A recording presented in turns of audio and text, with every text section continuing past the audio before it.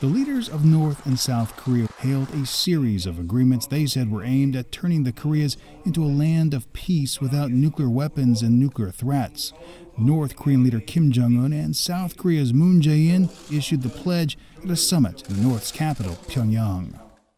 North Korea's decision to dismantle its key missile site at Dongcheong-ri in the presence of international observers has prompted U.S. Secretary of State Mike Pompeo to invite North Korean Foreign Minister Ri Yong-ho to meet with him during the United Nations General Assembly in New York next week. Moon's goal of revitalizing U.S.-North Korea relations appears to have been successful, with U.S. President Donald Trump saying tremendous progress has been made. Moon says he and Kim want to move forward together and create a new homeland for the 80 million people on the peninsula. From Mount Paktu to Mount Hala, we promise to make our beautiful rivers and mountains a land of peace without nuclear weapons and nuclear threats, and pass it on to the future generation.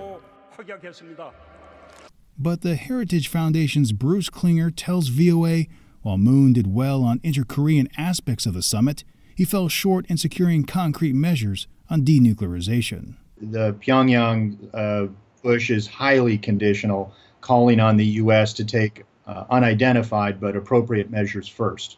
He says that North Korea is looking for a direct interpretation of the Singapore Summit Declaration, where only after better ties are established, and only then get around to doing denuclearization. Some analysts believe North Korea is looking for an end-of-war declaration from the United States before it dismantles a key nuclear facility.